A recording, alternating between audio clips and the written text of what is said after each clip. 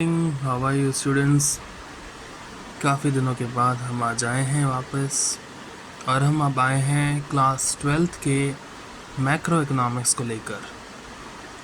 Macro economics क्या होता है, इसमें हम क्या पढ़ेंगे, इसके बारे में हम आज डिस्कस करेंगे। तो क्लास 11th में आपने पढ़ा था इकोनॉमिक्स क्या होता है। So economics is the study of allocation of scarce resources in such a way that producers can maximize their profits, society can maximize their welfare, and consumers can maximize their satisfaction. I think ये point आपको already पता है, तो इसके बारे में ज़्यादा ना डिस्कस करते हुए हम आगे बढ़ते हैं। इकोनॉमिक्स जो है बेसिकली दो पार्ट्स में डिवाइडेड है। It is classified into two different categories. First is micro economics जो आपने 11th क्लास में पढ़ा था, and the second one is macro economics जो आप आज पढ़ेंगे।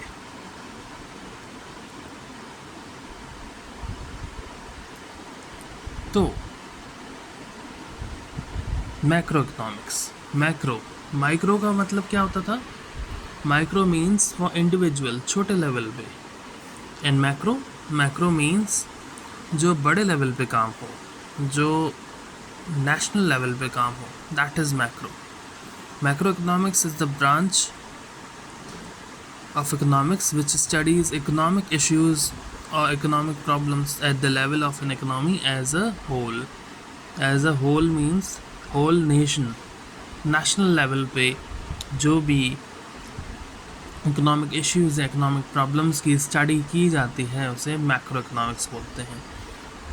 Origin of the word macro कहाँ से आया? एक ग्रीक वर्ड macro से, जिसका मतलब होता है large।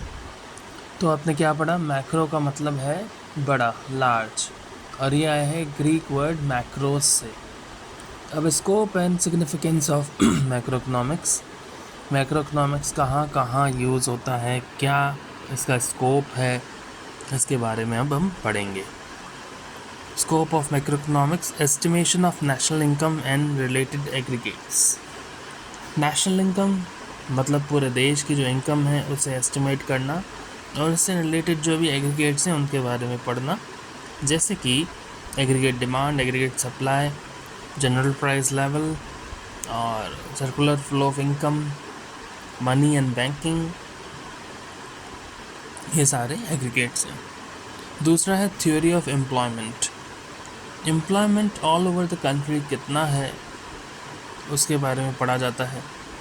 Theory of money and banking में आप पढ़ेंगे कि किस तरीके से मनी सर्कुलर फ्लो में चलती है और बैंक्स किस तरीके से लोगों को लोन प्रोवाइड करती हैं, किस रेट पे प्रोवाइड करती हैं, ये सब हम आगे बढ़ेंगे। Theory of general price level, inflation and deflationary gap. Inflationary और डिफ्लेशनरी गैप का मतलब होता है, इन्फ्लेशन का मतलब होता है महंगाई और डिफ्लेशन का मतलब होता है चीज़ों का सस्ता हो जाना। ठीक है, तो जब महंगाई बढ़ जाती है तो उसमें गैप का मतलब है आपकी इनकम लेवल तो उतनी ही है लेकिन महंगाई बढ़ गई, तो उस गैप को कैसे कवर अप किया जाए।